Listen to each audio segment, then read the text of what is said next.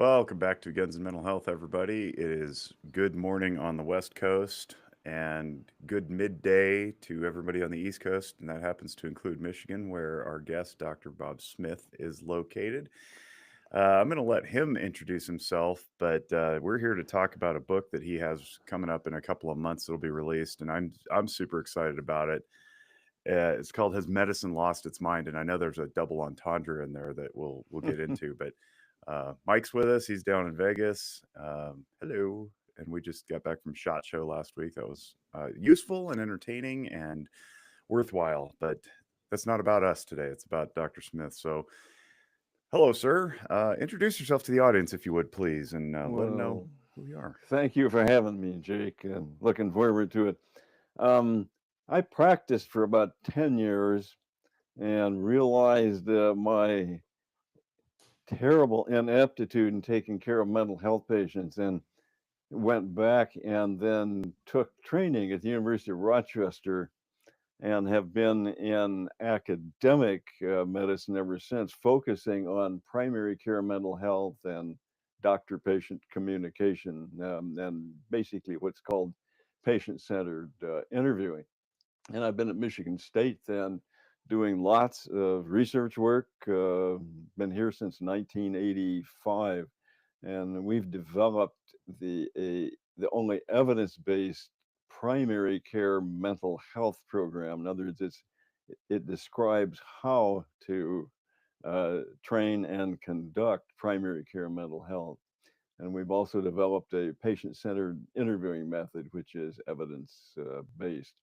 But so I've been in this business for a long time. You've got a couple other books besides this one of which is the How to Interview book. Now, for those of us who are raised in the mental health, master's level professional stripe, we get taught something like that from usually from the Morrison book. It's called The First Interview, and I'm guessing that this is something similar, but you're targeting physicians in the primary care setting. I like it. I haven't looked at the book. I got your new book, but I love the concept because giving a good, robust, thorough biopsychosocial interview of all your patients, I think, is just Yeah. useful information to have. But I'm curious too, how does that extrapolate into like pediatrics or emergency room settings or dentistry or any of the other, you Yeah. know, interfaces that you Well, encounter? I'm glad you asked that, Jake, because these skills are basic interpersonal skills. You and I use them. We should use them with our spouses, with our children, and even standing in line at the bank with the person standing next to you. These are nothing unique to, say, pediatrics or medicine or surgery. They're basically fundamental interpersonal skills. And what we did was adapt these for medicine because medical doctors are trained just to ask questions for the most part. What we did was adapt these skills for medical education, both students and residents, and show them how to use basic interpersonal skills with their patients. But this is nothing unique to medicine. As I say, it applies widely. Um, Basically, what it involves is determining, first and foremost, it involves listening and not interrupting a patient. But first and foremost, hearing their story as they tell it. Um, Ultimately, most of these stories, you want to get them to emotions. So most people have emotions, but many of us, particularly men, guard them. But if you interview them correctly using so called patient centered skills, the emotion will come out. And then one further develops that to understand it. Uh, uh, for example, I was feeling upset because a new person came into our office and we didn't seem to get along very well. Well, you would develop that further. Tell me more about being upset. And once you understood it, for example, upset about the guy may take my job, Then you address the emotion. And this is where everybody tells you to be empathic, but nobody tells you how. And we developed a mnemonic to help doctors, but everyone, you and I, to be empathic. And the mnemonic is nurse, NURS. For example, somebody was upset as we just had talked. Oh, you're upset. I'm naming the emotion. I can understand that, understanding. That's been a tough time for you. Respect. Let's talk about that more. Maybe we can come up with something. That's a support statement. Those nurse statements are how one is empathic. Use these with your wife, your kids, the banker, the coach, whoever it might be that you're interfacing with. You have to listen to them, hear them. Almost everybody will tell you some emotion they've got. Then you nurse it. Name it, understand, respect, support. Now, you don't use all four of those all at once like that, but nor do you use them just once. You rather sprinkle them throughout the conversation. Um, so that was upsetting. 30 seconds later, oh, let's work on that together. 30 seconds later, it's been a tough time for you, hasn't it? 30 seconds later, oh, I get it. And on like that. And so these are fundamental interpersonal skills that everyone should be familiar with. But unfortunately, that is not the case, particularly in medicine. Yeah, it's outlined in the book too. I'm going to keep pinging the book because I think it's a very well written book, and it's easily digested by most people. The history, we'll get into this stuff. Like you outline the history of medicine and so forth, and how we diverged. But I, the there's a template in there. It's a bullet listed template that I'm absolutely going to jack and use in my own world with my students and my interns and my and all the Hmm. circles in which I run. Of course, I'll give attribution because it's proper. But my question though is it's a bit cynical, but it's the reality in the world in which we live. I think, the doctors I know are crushed for time, right? And so the almost reflexive yes but is yes but I don't have time to go into those types of things. And my reflexive yes but is but can you afford not to? How do you combat that type of pushback? Well, what's shown, and it takes a while to learn these skills. We had like 6 or 8 weeks for our beginning medical students to learn them. And they don't come naturally. Some of them are counterproductive. Um, Relinquish some control to the patient, address emotions. Most of us are not trained and encouraged to do that. But to your question, Jake, what's been found is it takes absolutely no more time. Once you've learned these skills, it takes no more time with the patient than otherwise. In fact, over the long run, it takes you less time because the patient does not keep coming back, bringing up things that you overlooked or refused to address. Once you address these things using patient centered skills, you're both able to move on. So it really doesn't take any more time, but it does take time to learn them in the first place.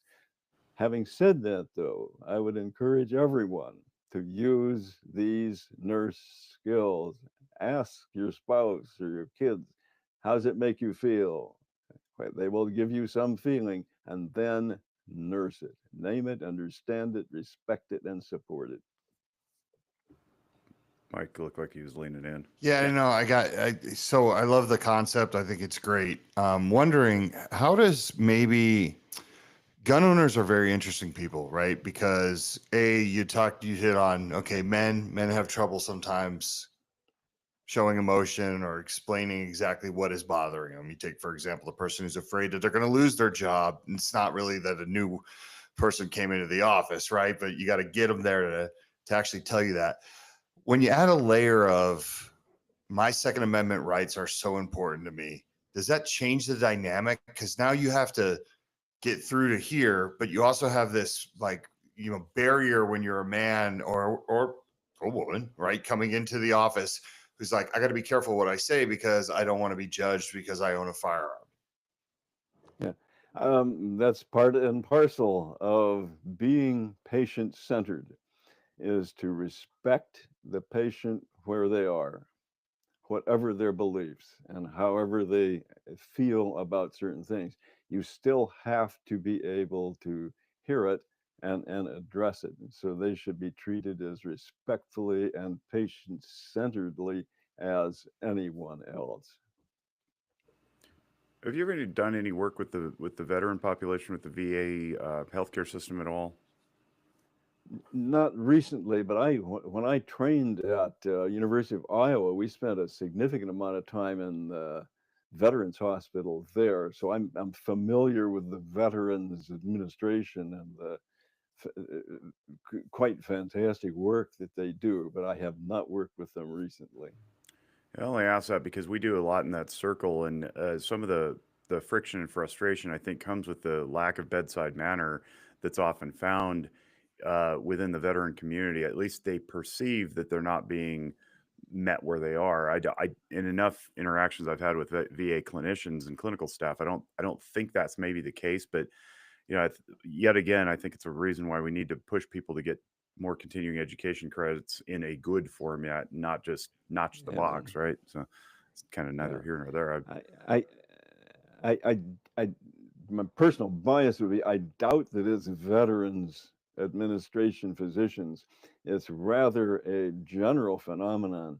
Doctors are not taught how to be patient centered. They're taught to ask questions, to get to the bottom of it, and get through it quickly. And while there, many of them, many medical schools now do provide some interviewing training early in medical school. Typically, it's the first course in medical school in the first year. It's not reinforced after that. And they see faculty who tell them, hurry up, don't address all that touchy-feely stuff about emotions. It'll ruin your objectivity. Focus on the physical disease. And so it's pretty much beat out of most doctors by the time they graduate.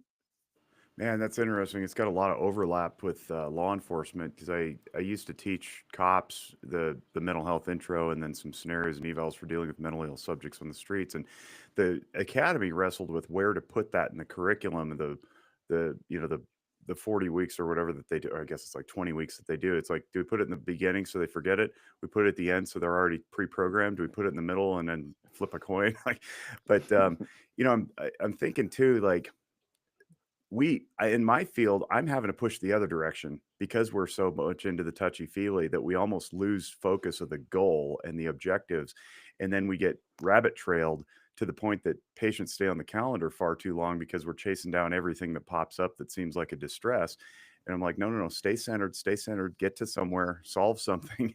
So it's an interesting dynamic. I, I want to talk about how, medicine has lost its mind and, you know, get into some of that, the mind body split and how we forgot it, then we reconnected with it, and now where are we today? But so give the audience a little bit of an overview, if you will, about the history and the path and I mean the Catholic Church. I didn't realize that the Catholic Church banned dissection of the human brain at Uh, one point too. yeah, well, it's a little backdrop of this is I've been in this business, as I mentioned, since 78 and have done lots of research, and many other people feel the same way I do. I'm certainly not the only one to discover this, but basically, we have developed good methods for training doctors in primary care, mental health, and improving mental health care, which is a crisis right now. It's an absolute disaster, and COVID just made it worse. Um, Medicine hasn't done anything about this. They keep doing the same old thing focused on physical diseases. Well, I got tired of this. And so this is actually why I wrote this book, is to go to the public to get them activated and do something about it. And it's a scary story. Many of your viewers and listeners have to be alarmed by what I'm going to say. But um, primary care doctors conduct 75% of all mental health care in the US. Here's the problem: they're not trained for this job. And the results are predictable.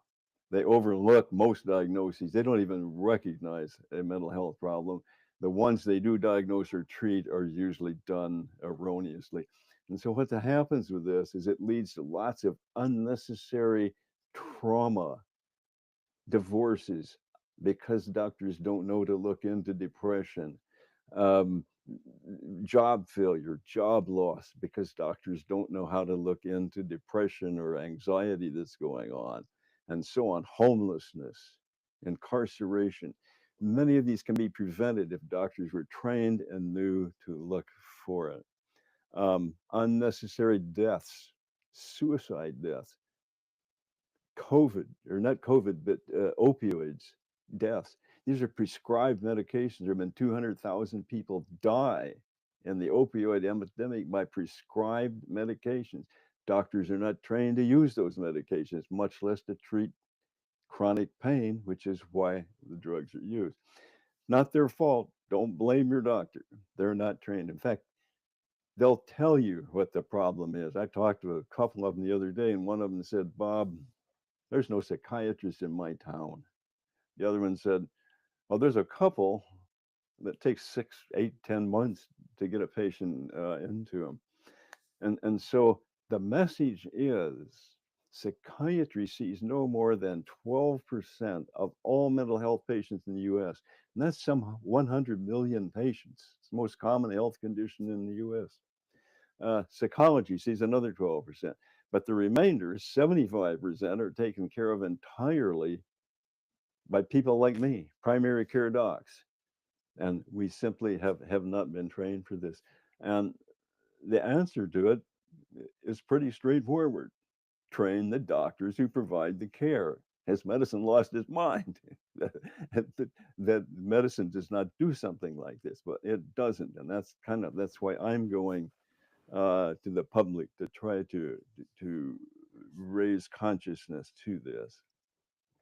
It seems like every time I talk to a doc in a front line setting, such as what you're describing, they also are handcuffed by not just time and the time crunch and the mill of generating revenue and stacking CPT codes, but also there's a disconnect, and everybody uses the word siloing, but there's a disconnect in making a proper warm handoff to a specialist like myself, the marriage and family therapy, the professional counselor, the clinical social worker, because they simply don't know that we exist. And I think that's because we're Yeah. locked into our own zones of having to slug it out 35 patient hours a week, and we just can't get out in the community and make these connections. It seems like the medical schools and the graduate schools should be connecting in some meaningful way, but I like the appeal to the public. Do you think that there's a next step beyond the NURS technique that we can integrate into the medical setting to make them more competent and comfortable in referring to a specialist once they hit the limits of what they can do in the Yeah. office?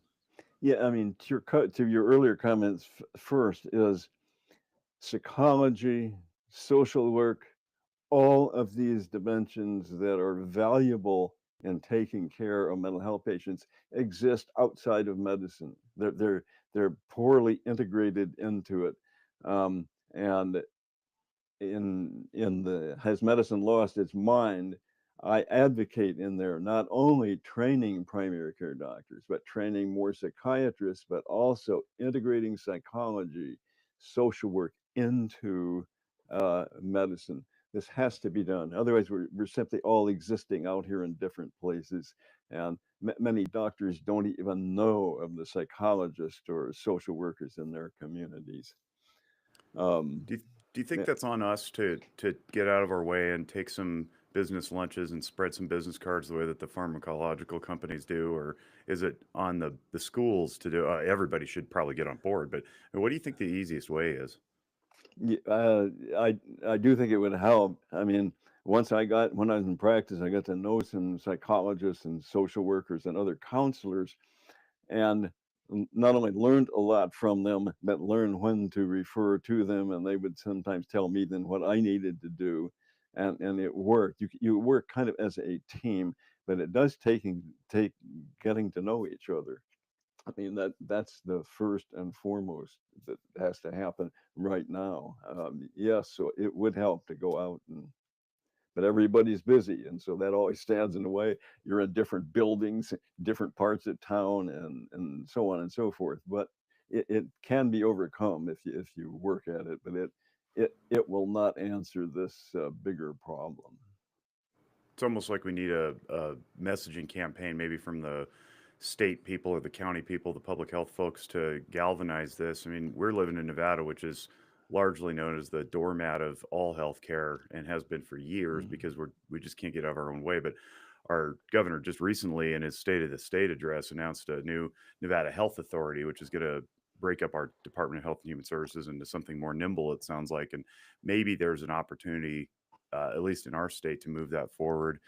I want to talk a little bit about the mind body thing because that has been, I think, just in my short, 15 or so year career, it seems to have swung. The pendulum has swung from, uh, nobody talks about it to now everybody talks about it, but they don't really have the proper language to articulate Yeah, properly the connection between psychiatric ailments and how they manifest physiologically. Give us a rundown of that, please, and your take on that. sure, sure. And fortunately, as you're pointing out, Jake, lots of people are starting to be aware of the terms mind and body, and the fact that they go together. Here's the problem in medicine. Um, Start out back in the time of Hippocrates. This is the 5th century BC, up until the scientific revolution in the 16th century. The mind and body were joined, just like this. Everybody accepted that. Doctors saw people with bipolar disorder next to people with headaches, and they would see what they call melancholia, and mind and body were joined. Comes the 16th century, the scientific revolution. Now, understanding that the church, the Catholic Church, had been all powerful in Europe throughout from about 2000 AD on up to this time. They ran everything, and it was in medicine called the Dark Ages of medicine because no advances were made. This is also the time when other sciences were awakening. Newtonian physics developed at this time, for example. And so the medical people, the medical scientists, wanted to get more involved and start being active scientifically. And what was the basic science of the day? Human anatomy. Well, the Catholic Church had long proscribed, that is, uh, they saw human dissection as blasphemous. It was prevented. And so, up until this point, doctors dissected goats, pigs, cows, and the like, and simply inferred that what they found there was what human beings were like, which of course was wrong. Um, and so, doctors and medical science was really pushing.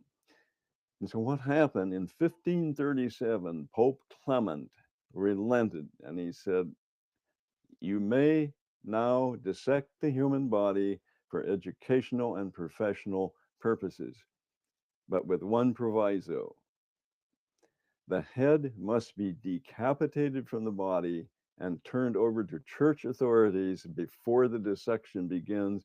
They would bury it and give it proper services and rites. You get," the Pope said, "the rest of the body from the neck down, the physical body. The mind is ours, it's the source of the soul, the spirit, emotions. This belongs to the church." And that basically is what launched the mind body split. Now, thereafter, chemistry flourished, physiology flourished, all focused just from the neck down on the physical body. The church maintained control of the mind. Next century now, Descartes, who I'm sure you've heard of, come along. And the same idea, I think, therefore I am, Descartes said. And what that meant was that was unique to his mind. Only in his mind did that occur. No one could observe it, no one could see it. And so this became the philosophical basis supporting the mind-body split and was far more powerful than the previous century in establishing it. This is what locked it in. And then John Locke, Thomas Hobbes came along and did the same thing. Many people view what happened at this time with the philosophers as a so-called grand compromise with the Catholic Church. Science wanted to improve, and so the Catholic Church compromised and let them have the body from the neck down. But they kept the mind, spirit, the soul, the emotions. And thereafter, medicine all went on that track of physical body only. And we can go on from there. I can describe, if you'd like, what happened then in clinical medicine. It wasn't translated into clinical medicine until the 18th century and didn't really have any therapeutic benefit until the 1900s. Sulfa was discovered, ether, chloroform, all of these things came about and worked wonders. Then through the last century, polio vaccines, all sorts of public health measures controlling disease, joint replacement followed, heart replacements, all of that. We're now down to the genetic level. fMRIs show what's going on inside the body and so on. There's been a dramatic benefit from this mind-body split to modern medicine, to the extent that from 1900 to the end of the 1900s, life survival doubled from 40 to 80 years of age. And this is a profound success. Make no doubt about it. The mind-body split was very, very effective. The downside, however, was that as people lived longer, they're now not dying at 40, they're living to be 60 and 80. Mental health, always been there, mental health problems have always been there, but they're now surfacing more prominently. And another thing happened. Chronic diseases, diabetes, heart, stroke, COPD, all the chronic diseases you're familiar with, replaced the acute diseases that medicine had cured that led to the prolonged life survival. And so it's obvious how splitting the mind away from the body is detrimental to mental health care. That's obvious. Mental health care was not even on medicine's radar screen. The role in chronic disease is different. So medicine's forte is physical disease. How could physical disease be impaired by the mind-body split? Very much. One example, 17% of all chronic physical diseases have a co-occurring mental health problem. And that's some 30 million people. This is a diabetic that's maybe about to lose their leg, or somebody with heart failure that can't play golf anymore.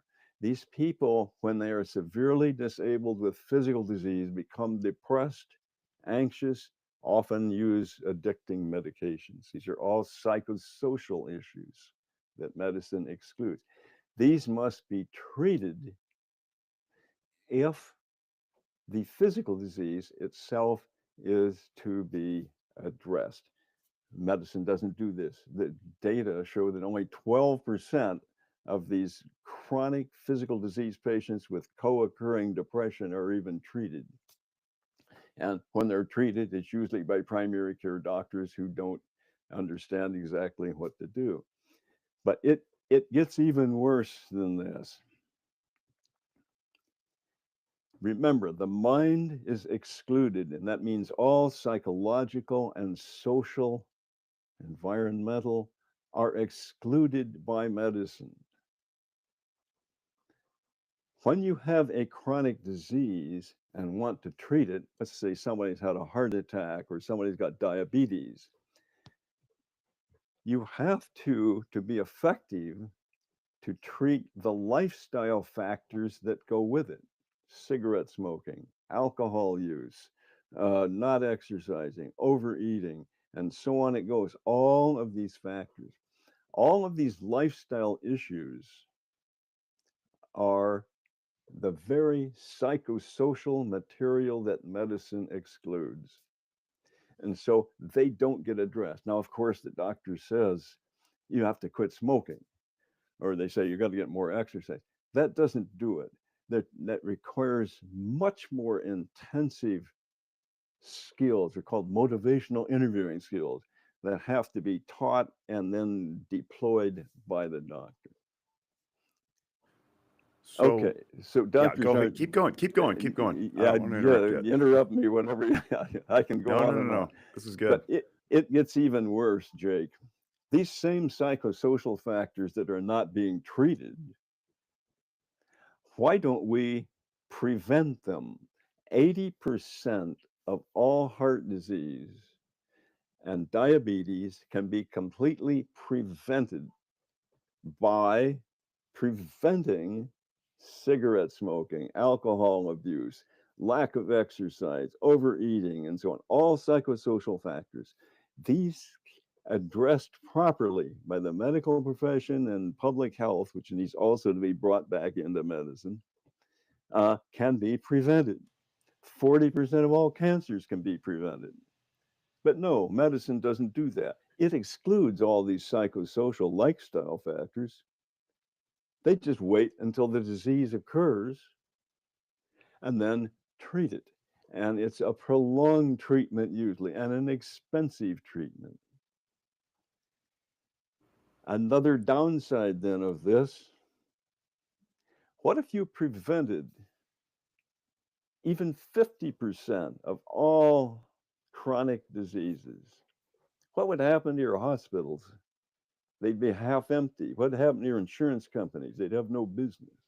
What had happened to your pharmaceutical houses? They'd have half the sales of these new obesity drugs that they're selling. What about equipment houses? There wouldn't be as many joint replacements to do, and so on and so on. And so what has happened is that the mind-body split is the most proximate problem that has come along. Just wait for disease to happen, and then we'll address it. The so-called medical industrial complex, hospitals, insurance companies, drug houses, equipment houses, have piggybacked onto that and are now making a fortune out of things just the way they are. They do not want to change what is now going on. And it is a crime. Don Berwick, in a nice article in JAMA, titled it Salve Lucrum. And what that means is profit reigns. And many people are being very concerned that the medical industrial complex, now with the venture capitalists getting involved, is devoted more to profit than to patient care. Now, this is not true, in my opinion, among garden variety doctors on the front lines, deans, all of the medical people within it. They're simply imbued by the mind-body split and have led to this. But they are not in this for money, in my opinion, at least in the vast majority of instances. What has happened is that the entrepreneurs have gotten into medicine and they are making an absolute fortune. I could go on and on.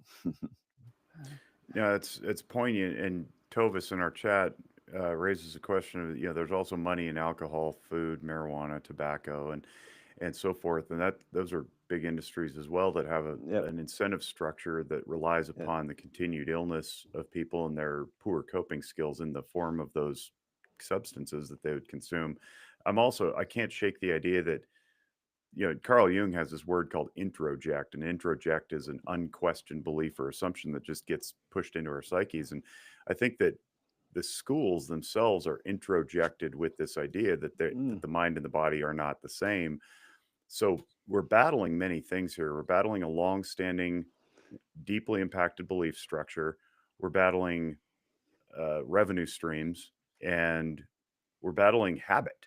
So Tova says, is it like this in other nations too? And it's a great segue, because I was going to ask about, you've done a nice overview of what we would refer to as Western medicine, but Eastern medicine's been around a long time, and they do integrate soul, spirit, religious affiliation, and now we've seen the emergence, probably too late, in the game, but we're going to tackle it anyway.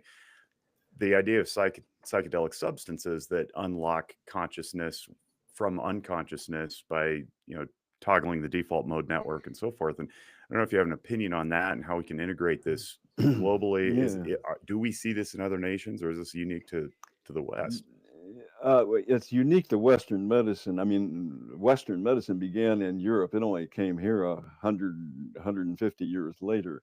And so this all began in France, in fact, but spread then through Europe before it came here. Just one comment.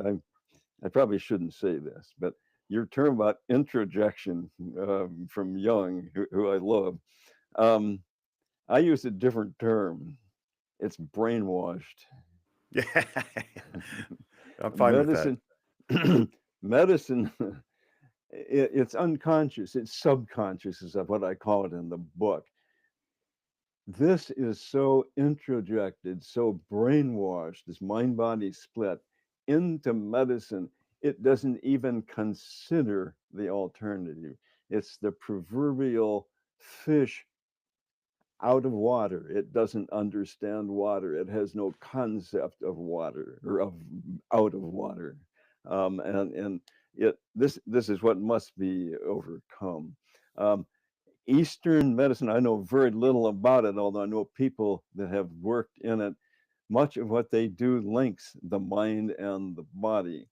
My understanding is that much of Asian and Eastern nations have begun adopting much of Western medical principles that these do.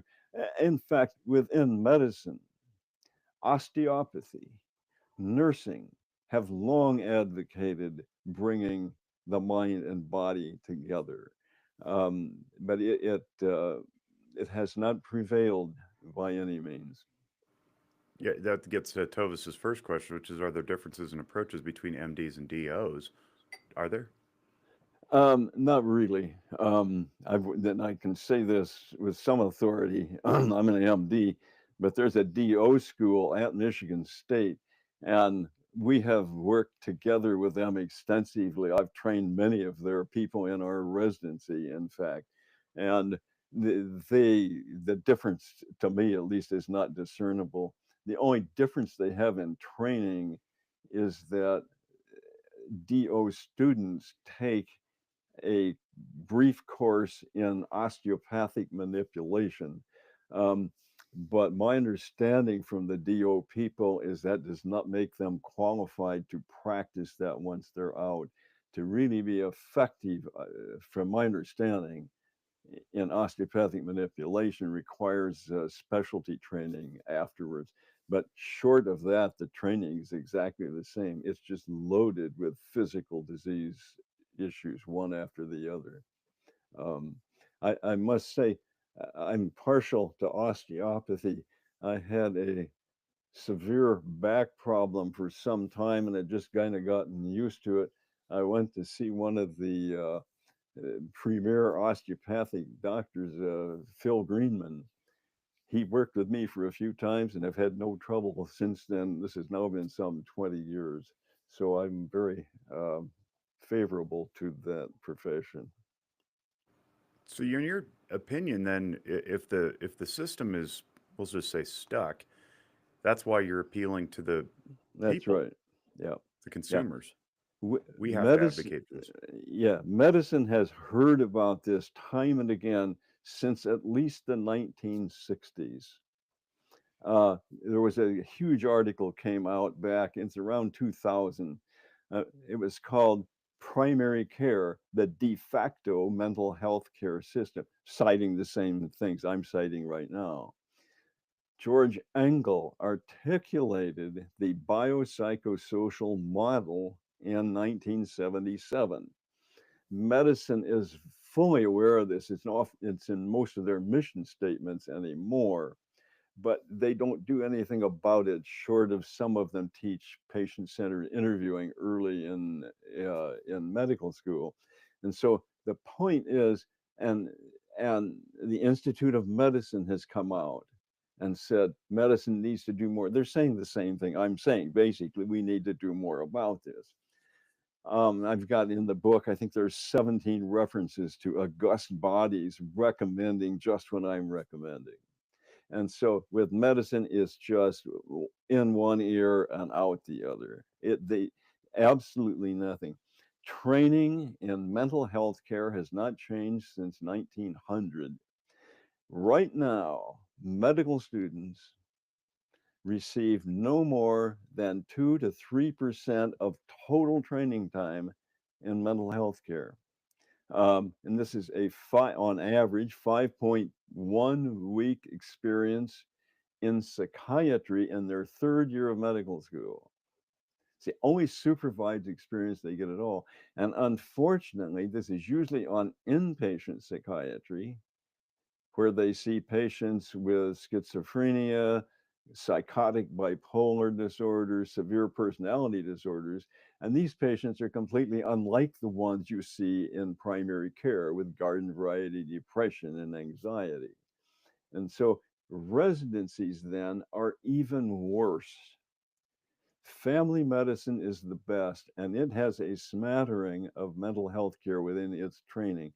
No other residency, somewhat in pediatrics, I should say, does some, but no other residency does anything with it. My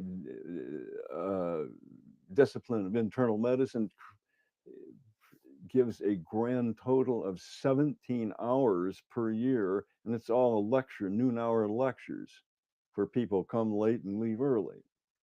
And so that's not supervised training. Lecture material doesn't do it. I mean, if you talk to deans and program directors saying the kind of things I'm saying, like you don't train in suicide, you don't train in opioids, you don't train, they say, oh, we do. But when you pin them down, it's just a lecture here and there. They're still doing no more than 2% of all training. And what's missing is supervised training. You need a skilled faculty person, you need a patient with the problem and working with them repeatedly. And that's what medicine does. Medicine knows that because that's what it does with all these physical diseases. That's what they're doing for 8 years, 4 years in medical school and 4 more in residency. They know it. They know how to teach it. They just it's just off the radar screen. It's subconscious. They're brainwashed away from addressing mental health, which happens to be the most common health condition its practitioners will see in practice. It's more common than heart disease and cancer combined. Mental health. And think of this. Medicine is graduating people who are unprepared to take care of half the patients they will see in practice. Has medicine lost its mind? Yeah, I'm thinking about like the intro when I looked at the book. The you come out swinging, right? Saying like Yeah. 1 out of every 4 family members probably will be Yeah. suffering Yeah. Yeah. from a mental health issue. And obviously, this organization that Jake and I run is all about getting upstream to prevent the unpredictable. Something you said earlier, though, and part of this is selfish because I have some people in my life that have had issues or have issues. You said something like co-occurring, right? Let's take for example someone that might show signs of schizophrenia, but also might have an Adderall addiction. Um, like, how do you handle that? It's a chicken and the egg thing, right? It's like trying to figure out what came first? Obviously we want to get people off of a drug that they're abusing, but that drug at the same time, that person probably thinks this is what keeps me normal, or this is where I feel at home. Yeah. Like, how do you address these situations, especially when maybe you see like a patient that isn't ready to accept that they have a lot of issues or they have an issue? And this is more, like I said, this is for both of you guys. Yeah. Yeah. It's difficult. And one thing, I mean, to go back to the theme I'm expressing, primary care doctors lacking training in anything don't even recognize those as mental health problems until someone is just overtly psychotic in their office, or someone who is shaking from drug withdrawal. That's just not their boat.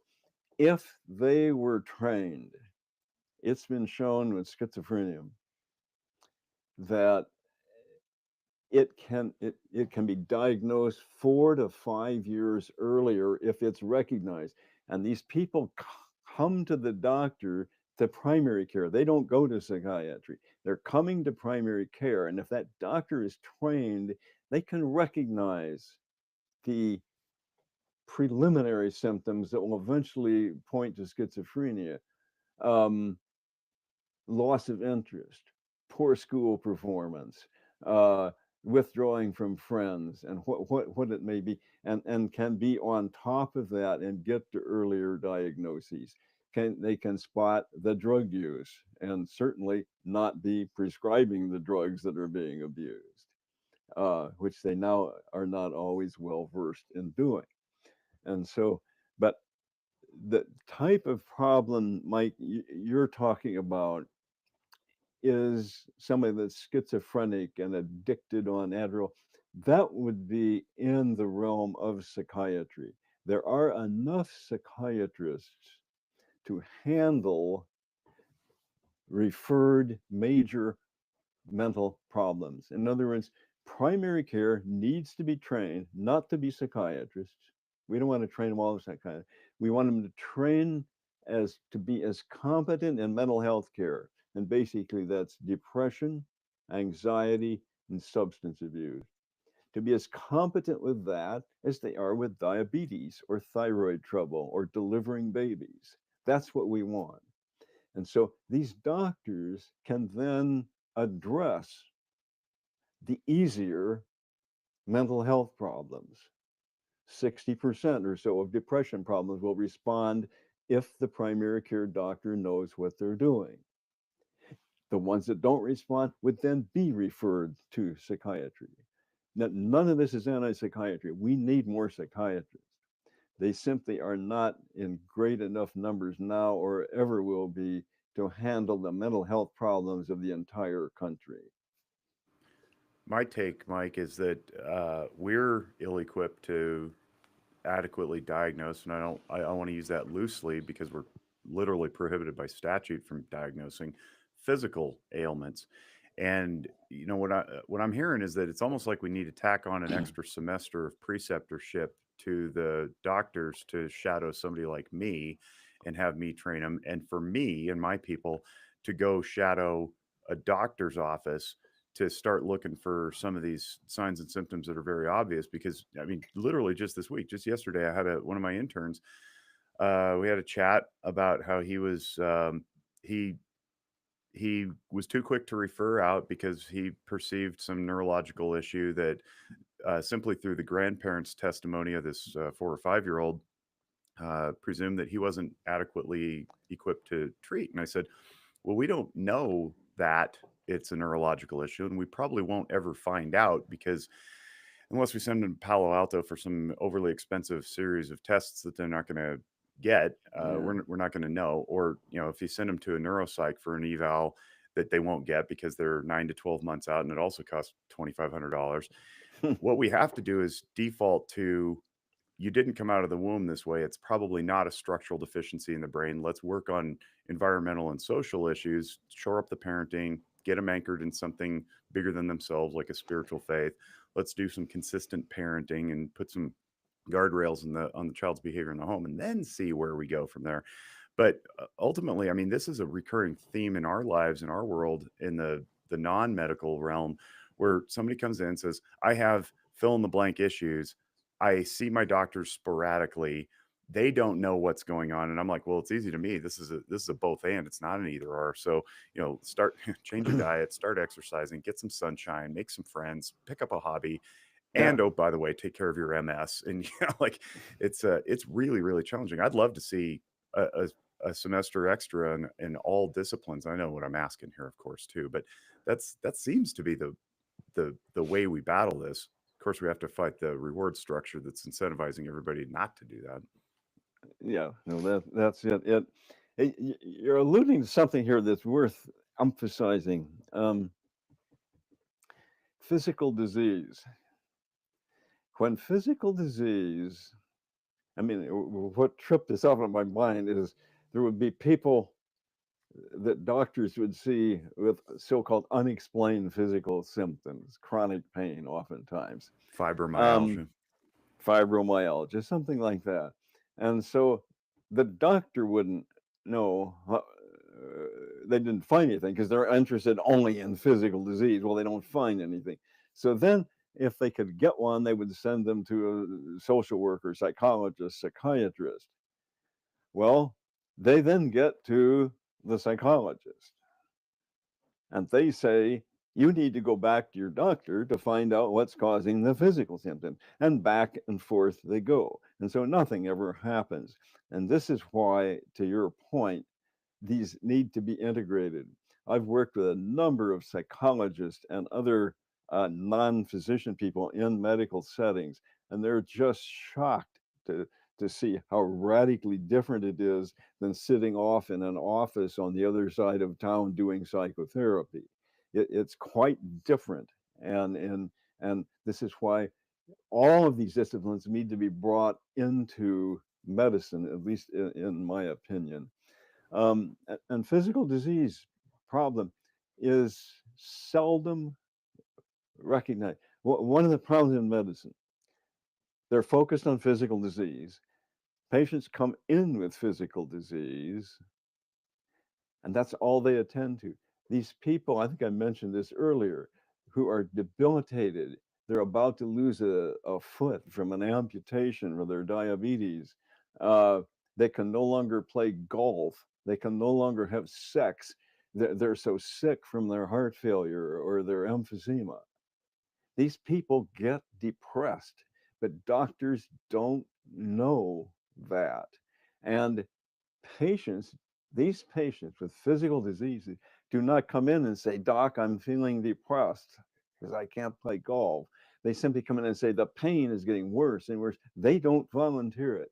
And what has to happen is these doctors have to be trained to the extent they know when they see somebody with debilitating physical symptoms to ask about depression and anxiety.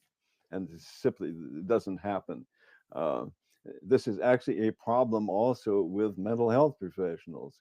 They see somebody with physical complaints, they assume a mental health problem is going to present with psychological complaints. I feel depressed, I'm anxious, I'm hearing things, and so on. They don't oftentimes. They present with physical complaints. And this, in fact, in my primary care mental health textbook, it's the first 3 chapters, is the role of physical complaints in psychiatry. In fact, those are the 2 books right back there. Can you see them? Yeah. The ones facing this way. Yeah. Yeah. Psychiatry and primary care. Yeah. Yeah, that's the one. Yeah. And the other Yeah. one is the interviewing book we talked about. Let me throw this at you because it's. I mean, I could talk about this for hours and hours, I'm sure, and I don't know how long the audience wants to stick with us. But selfishly, I will have you on again for noggin notes so we can explore some of these. But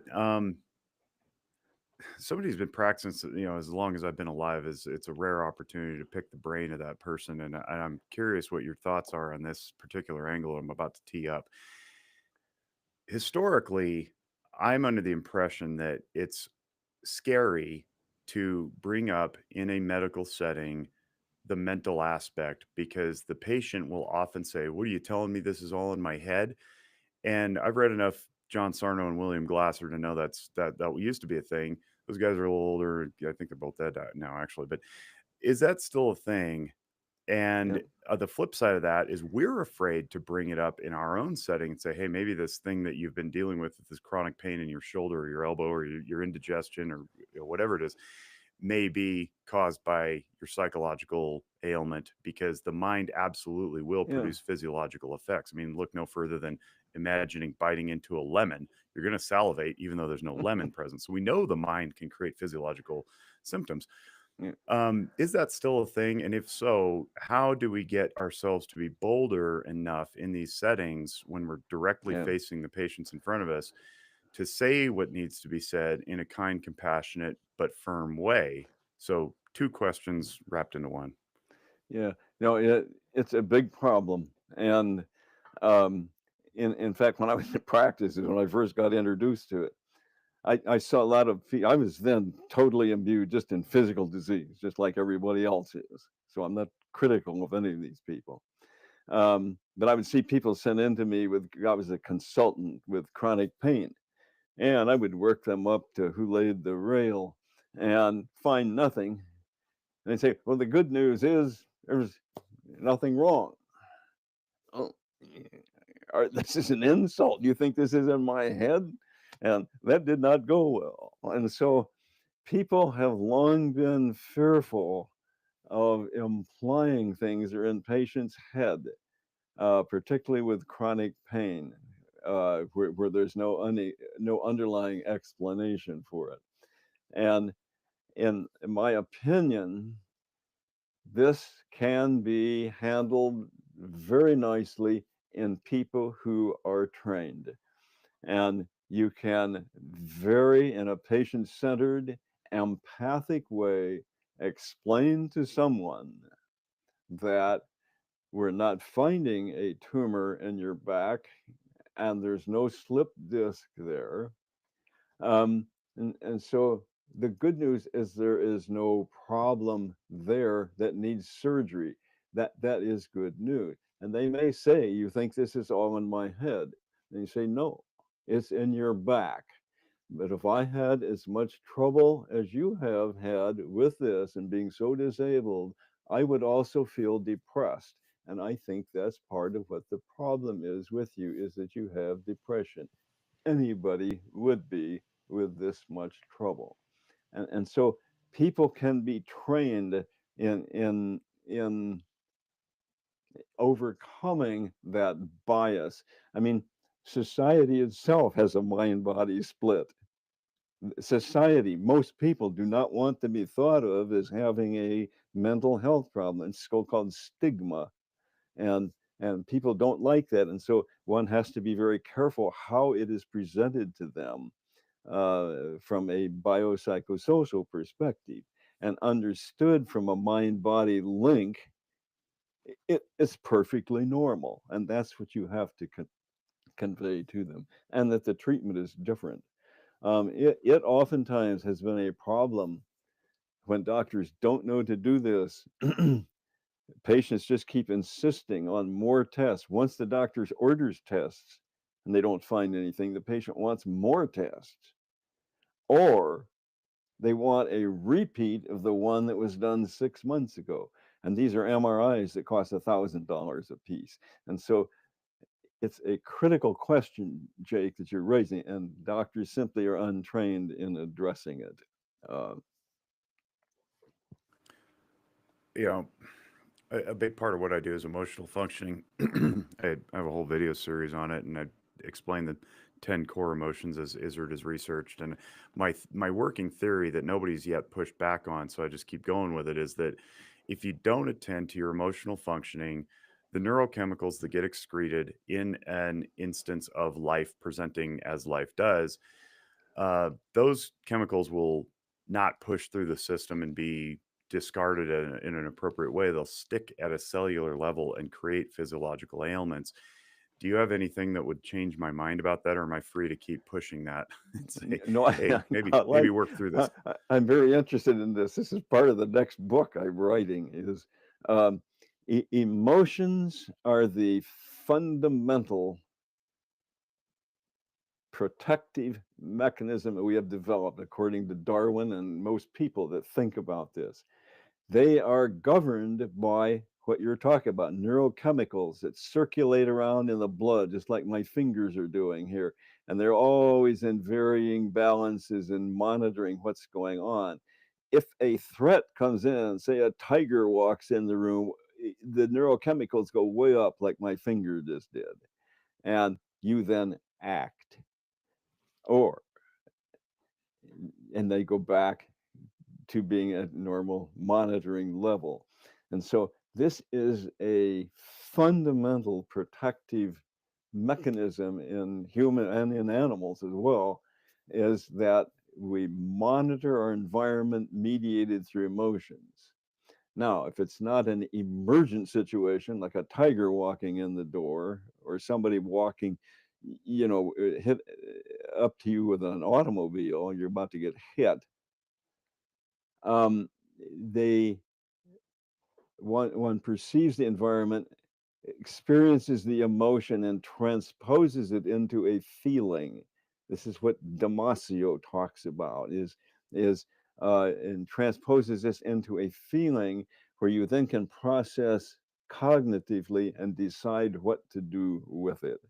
But at root, emotions are critical as the fundamental protective mechanism we have in navigating, not just when tigers and automobiles are in our future, but how we are interacting with each other. Oh, my boss looked at me askance. Oops, there goes that one up. Uh, why did she say that to me? Oh, that one's up. And then we process that and it comes down. And so all the way up Maslow's hierarchy of needs, emotions are mediating that and mediating our integration into society.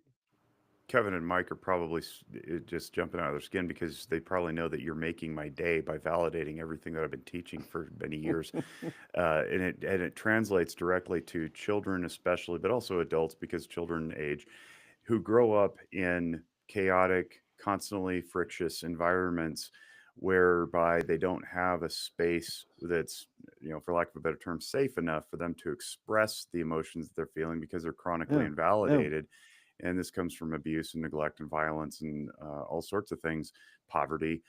And then they grow older and they don't attain the skills to push through, like you described, and reasonably, rationally from the frontal lobe make sense of what they felt and then let it go. So there creates a stacking effect of sorts.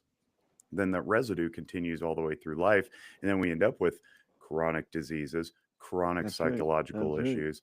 I'm excited for that book. When's that coming out? Yeah, I had a friend the other day, Jake, and I'm not speaking out of school here because I think it's something that, she would let me put out on the table. But it's when I text you that thing. What's worse, Jake? When someone doesn't know they have mental illness and they refuse to accept that, or someone who recognizes that they have issues but makes it define them, right? Like, now I am bipolar, so all my behavior is excused because you have to accept the fact that I'm bipolar. And, Dr. Smith, Jake preaches a lot that mental illness can be overcome no matter what, which is, I think, is a great message of hope. But what are your thoughts on someone that is accepted that there's something wrong, then gets this diagnosis but doesn't move off of the spot, like kind of stays in it? Yeah, yeah. No, I think that can happen, and that, in my opinion, is where the person would need psychotherapy, to working with that, to first establishing a good relationship, of course, to get the patient to trust you and work with it, and then gradually helping to work out of that identification, so they have an identification as a person, not as a disease. You see the same thing in physical disease. There will be people who, especially with long-term illnesses from childhood, like rheumatoid disease or diabetes or something, who identify as a arthritis patient or as a diabetic, and it's a critical issue. is that they are able to identify as them, not as a disease. But it takes psychotherapy to do that. I don't know your particular religious bent, if you have one at all. I mean, I follow Jesus to the best of my ability, so I have a Judeo-Christian worldview, but I'm also sensitive to any other interpretations. But at the core of it, I can't, I have a tough time moving off the idea that we're divine creatures with infinite capacity and we're not meant to be locked into labels. Therefore, we have infinite potential to do lots of things, including recover. So if God made me to do certain things, probably misery is not supposed to be permanent. And I approach it with that that tilt, and it usually is received pretty well, regardless of what people believe in higher powers and so forth. And I just say, if this isn't working for you, do you think you can at least dream of something different? And if you can visualize it, Yeah, then it could be yeah. achieved. And that works pretty well. I'm curious your angle on spirituality and its importance in resolving many of these issues. Yeah, spirituality is critical. We've written papers on it, and it it becomes another type of relationship that one establishes, whether it's belief in God or whatever religion, or maybe just generally in having a transcendent awe of the universe, but believing in something greater than yourself. And I think it's important to foster that.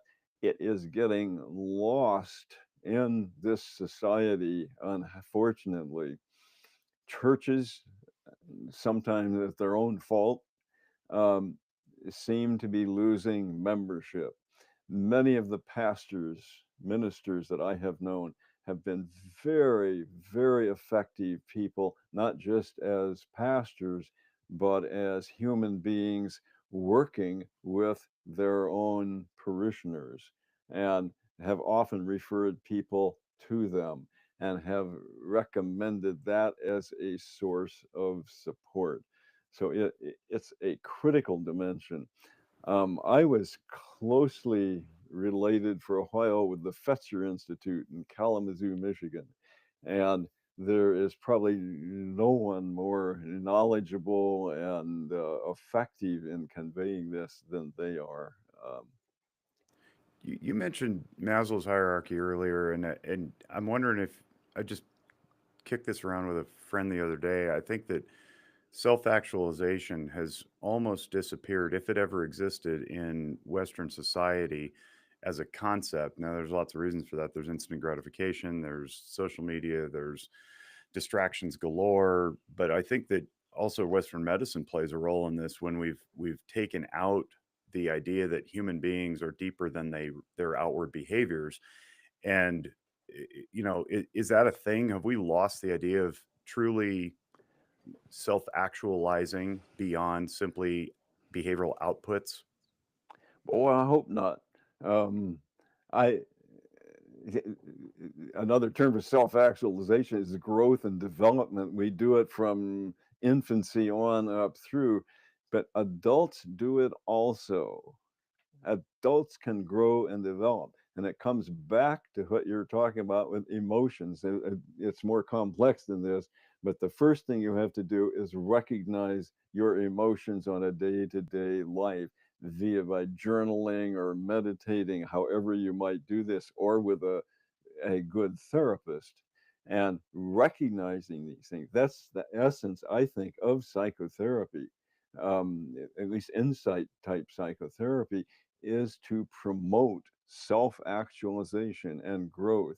And I do think people can go through the Maslow scale. At least I hope it's not getting arrested. We're in trouble if it is. Yeah, my concern is that the behavioral therapies, the BTs, have taken over my realm because they're quote unquote evidence based, and evidence is often measured quantitatively by outputs, and then that Yeah. begets more funding. And so we've almost entirely lost the psychodynamic approach, which does do the deeper work into one's Yep. psyche, soul, mind, and we're just, time plus matter plus chance, people No, that's walking the earth instead of deep it, human beings. it's a psychodynamic, psychoanalytic approach that I cut my teeth on, as it were. That's why I got interested in Jung, and then when I was at Rochester, more so in Freud and subsequent people. But to my mind, and this goes right back to emotions. The emotions guide that process, and it's powerful if it's done right. Yeah, Kevin keeps reminding us of how long we've been going, and I know we want to stay in that little like hour to hour and 15 pocket, but this has been really great, and I'm excited to chat with you again in a week for Noggin Oh, I'm Notes. looking forward to it. Thank you for asking me. This has been a great Yeah, discussion. how do people reach you if they want to? My website is robertcsmithmd.com, and it's a new website that's just coming up today. Oh, really? So the old one is gonna be no more? The old one with my picture sitting there is, if that's the one you've got, is no more. Oh, right on. Well, that's cool. Well, thanks, Dr. Smith. I really appreciate the time, and this was really, I mean, my biases were confirmed. My confirmation bias is on tilt. I love this conversation because it spoke to a lot of stuff that I just had rolling around in my mind, and it's nice to talk to somebody who's a complete stranger but affirmed a lot of it. Yeah, Mike, you got well, anything to leave with? No, I recommend getting his book. Um, unfortunately, it was coming off SHOT Show, so I was only able to kind of skim it. But I look forward to doing a deeper dive into it. And I think that from so far from what I've taken from it and talking to you, I think it's an excellent book, and I think a lot of people yeah. could benefit from it. Yeah, the public has to be activated. Medicine, we cannot afford for medicine to keep going like it is. It's simply off the tracks, and the public has to get activated. This book tells how. On my website, there's a spot on it on the first page, that down at the bottom, so that people can write the president, appropriate people in the Surgeon General's office, appropriate people in the National Academy of Science, as well as your congressmen and senators. And so I'm not sure that's quite up yet on the website, but it will be soon if it's not now. Well, you can pre-order it. It's called Has Medicine Lost Its Mind? Robert C. Smith, MD. It's available on Amazon. It's about 25 bucks or so. Pre-order it. It's available in March. And we thank you for your time, sir. And I look forward to next week. On behalf of all of our sponsors and our supporters and our audience, please share this so other people can get well also. On behalf of the entire WTTA family, we wish you great mental wellness. Bye-bye.